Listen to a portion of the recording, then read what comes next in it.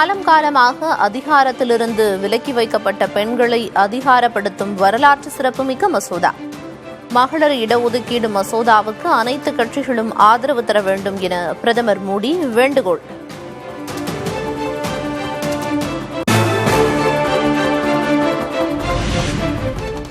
மகளிர் நலனுக்காகவே மசோதாக்கள் தாக்கல் செய்யப்பட்டுள்ளதாக மக்களவையில் மத்திய அமைச்சர் அமித் ஷா விளக்கம். மகளிர் இடஒதுக்கீட்டை எதிர்க்கட்சிகள் எதிர்ப்பதாகவும் குற்றச்சாட்டு.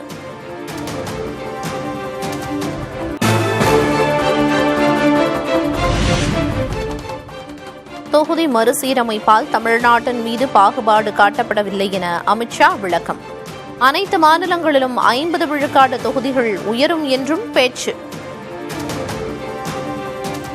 कर्नाटक, आंध्र प्रदेश, तेलंगाना, तमिलनाडु और केरला 4-5 राज्यों का जो काल्पनिक एक दक्षिण उत्तर करा है, इसके 5 राज्य है, उसकी 543 सीटों में अभी स्ट्रेंथ है 129.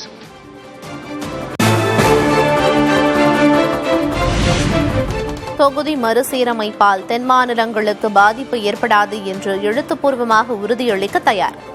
ஆதரவளிக்க எதிர்க்கட்சியினர் சம்மதமா எனவும் அமித் ஷா கேள்வி.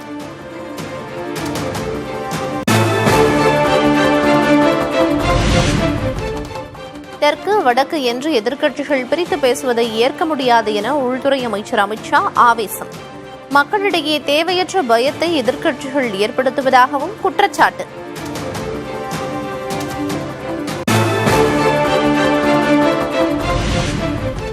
தொகுதி மறுசீரமைப்பு தொடர்பாக தென் மாநிலங்கள் கவலைப்பட வேண்டாம் என ராகுல் காந்தி மக்களவையில் பேச்சு. மசோதாவை நிறைவேற்றவிட மாட்டோம் எனவும் திட்டவட்டம்.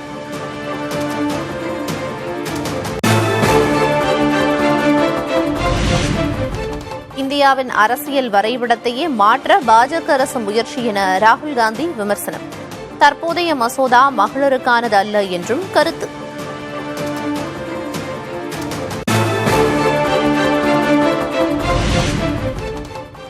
பிரதமர், உள்துறை அமைச்சர் தவறான தகவல்களை கொடுத்து நாடாளுமன்றத்தை வழிநடத்துகின்றனர். மகளிர் மசோதாவின் பின்னால் நின்று அரசியல் நோக்கங்களை மத்திய அரசு நிறைவேற்றுவதாகவும் ராகுல் விமர்சனம்.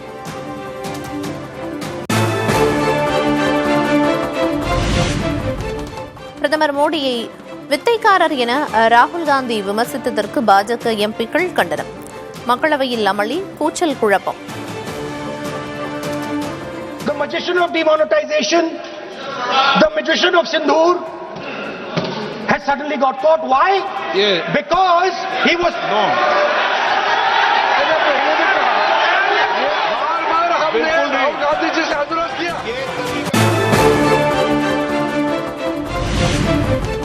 தொகுதி மறுசீரமைப்பு என்ற சதித்திட்டம் மூலம் அரசியல் வலிமையற்றவர்களாக முயற்சி நடப்பதாக முதல்வர் மு க ஸ்டாலின் குற்றச்சாட்டு. டெல்லி ஆதிக்கவாதிகளுக்கு எதிராக போரிடுவோம் என தீரன் சின்னமலை பிறந்த நாளில் உறுதி.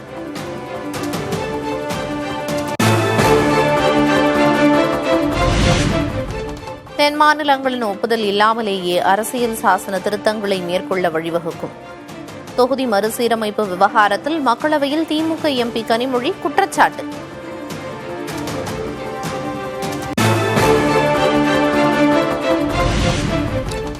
தொகுதி மறுசீரமைப்பு சிறப்பானது என்றால் மாநில சட்டமன்றங்களின் ஒப்புதலை பெறாதது ஏன்? மக்களவை உறுப்பினர்களின் எண்ணிக்கை உயர்த்தப்பட்டால் பேசக்கூட வாய்ப்பு கிடைக்காது என கனிமொழி பேச்சு.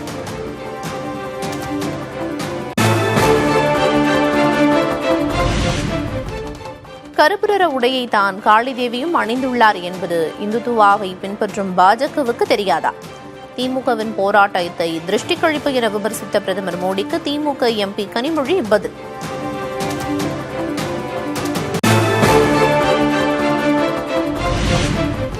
பிரதமர் மோடியும் உள்துறை அமைச்சர் அமித் ஷாவும் மசோதாவில் இல்லாததை கூறுகின்றனர். தொகுதி மறுசீரமைப்பால் தென் மாநிலங்கள் பாதிக்கும் என திமுக எம்பி ஆர் ராசா மக்களவையில் பேச்சு. Prime Minister says, Home Minister says, don't worry, nothing will happen. But on the other hand, Constitution is against you. The present bill is against you. It is very strange. Number 1 and number 2 of this country is completely misguiding the Parliament with wrong data without any reason. Sir.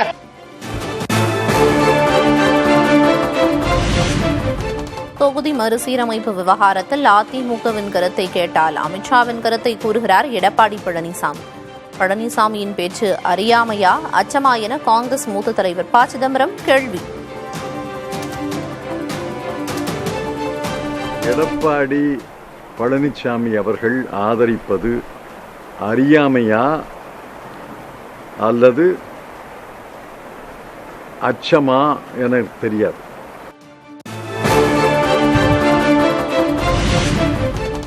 மாயையை உருவாக்கி மத்திய அரசு ஏமாற்ற பார்க்கிறது என ப. சிதம்பரம் பேட்டி. 39 தொகுதிகள் 59 உயரும் என்பது உண்மைதான், ஆனால் அது ஒரு மாயை என்று விளக்கம்.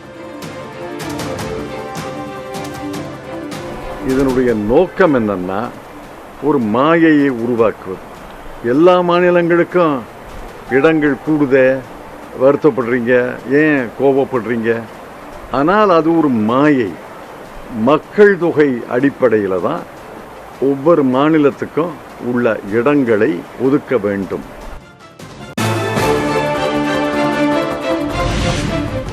தொகுதி மறுசீரமைப்பால் தமிழ்நாட்டிற்கு பாதிப்பில்லை என வீரபாண்டி பரப்புரையில் எடப்பாடி பழனிசாமி பேச்சு.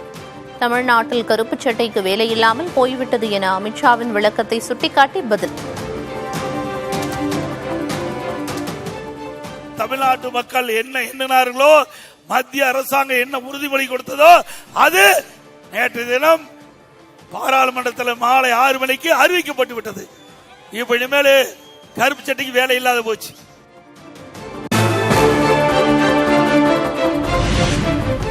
தமிழ்நாட்டில் மக்களவை தொகுதிகளின் எண்ணிக்கை குறையும் என்பது அவதூறு. தென் மாநிலங்கள் பாதிக்கப்படாது என பிரதமர் மோடி உறுதியளித்து விட்டதாகவும் எடப்பாடி பழனிசாமி பேச்சு. பாரத பிரதமர் நாடாளுமன்றத்திலே தெளிவாக சொல்லிவிட்டார், எந்த மாநிலம் பாதிக்காது, அந்த பாதிப்பு அடையாத அளவிற்கு தொகுதி வரைவரை செய்யப்படும். இப்பொழுது இருக்கின்ற 39 நாடாளுமன்றத்தை 59 நாடாளுமன்றமாக, அப்ப அதிகமா வந்துடுது இல்ல?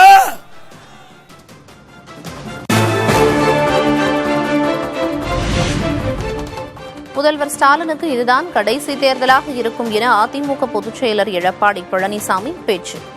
எங்கு தேர்தல் நடக்கிறது என்று தெரியாமல் டெல்லி டெல்லி என்று பேசி வருவதாகவும் விமர்சனம்.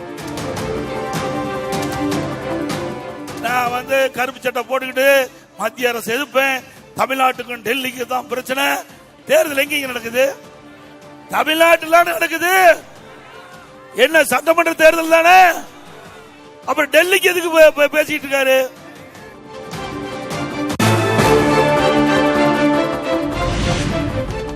சுரண்டி பிழைக்கும் குடும்பத்திற்கும் தமிழ்நாட்டிற்குமான தேர்தல் என அதிமுக பொதுச் செயலர் எடப்பாடி பழனிசாமி பேச்சு. இனிய ரேஷன் கடைகளில் தரமான அரிசி வழங்கப்படும் என்றும் சேலம் பரப்புரையில் உறுதி.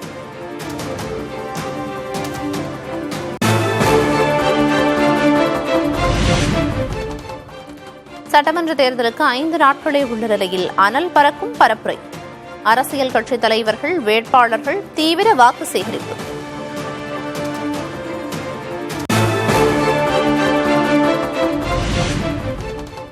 தேர்தல் பரப்புரைக்காக நாளை மாலை கோவை வருகிறார் பிரதமர் மோடி. ஒடிசியா மைதானத்தில் நடைபெறும் பொதுக்கூட்டத்தில் பங்கேற்கிறார்.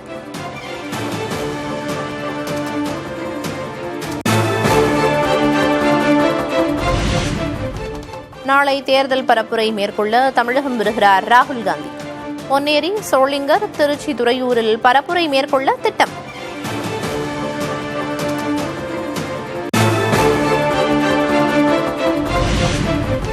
தமிழ்நாட்டில் சூடு பிடிக்கும் அரசியல் களம். ஒரே நாளில் தமிழ்நாடு வரும் பிரதமர் மோடி, ராகுல் காந்தி.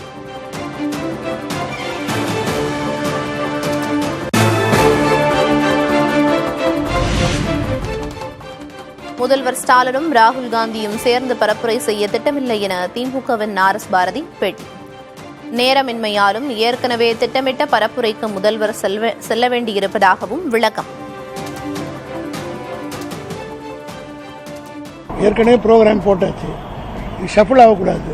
அவர் ஒரு பக்கம் பண்ணுறாரு, நாங்கள் ஒரு பக்கம் திமுக சார்பில் நாங்கள் கிளம்பிட்டோம்.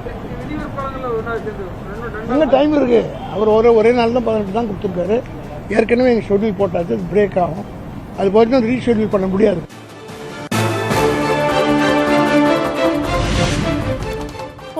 தொகுதிகள் கொடுக்காமல் ராகுல் பிரச்சாரத்தை எதிர்பார்ப்பது சரியாக இருக்காது.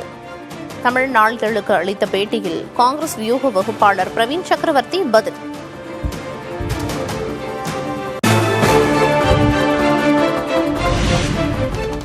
கோவையில் செந்தில் பாலாஜியை ஆதரித்த துணை முதல்வர் உதயநிதி பரப்புரை. திமுகவின் வாக்குறுதிகளை விளக்கி வாக்கு சேகரிப்பு.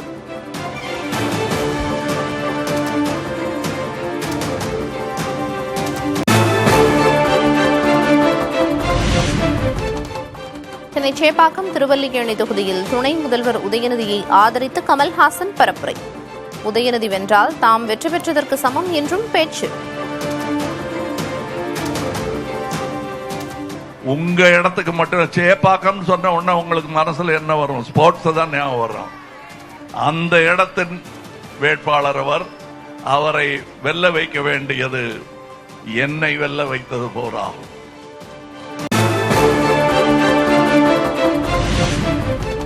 பெரம்பூரில் வீடு வீடாக சென்று தாவேக தலைவர் விஜய் வாக்கு சேகரிப்பு. கட்சியின் தேர்தல் பணிமனையை பார்வையிட்டு விசில் சின்னத்தை கோலமிட்டார்.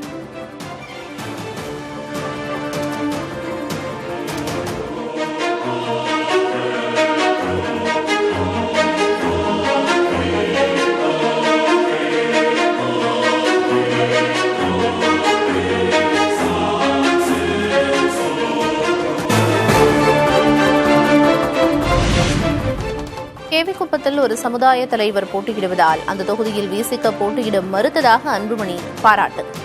கருத்து வேறுபாடு இருந்தாலும் சமூக நீதிக்காக ஒன்றாக போராடுவோம் என்றும் உறுதி.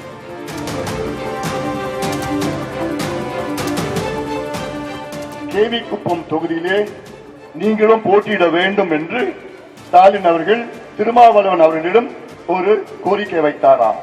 ஒடுக்கப்பட்ட சமுதாயத்திற்காக ஒரு தலைவர் ஜெகன்மூர்த்தி அவர்கள் போட்டியிடுகிறார், அவரை எதிர்த்து எங்கள் கட்சி போட்டியிடாது என்று திருமாவளவன் அவர்கள் அதை சொல்லியிருக்கின்றார்.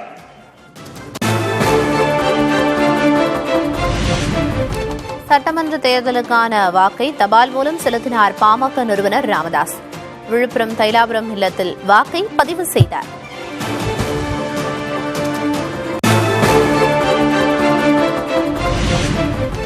கட்சியை அபகரிப்பதே அன்புமணியின் நோக்கம். பாமக நிறுவனர் ராமதாஸ் குற்றச்சாட்டு.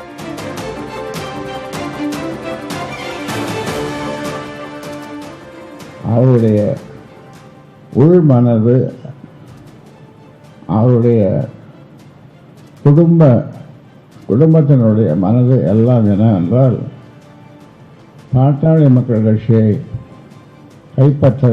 கைப்பற்றிவிட வேண்டும் என்ற ஆதங்கம், எண்ணம்.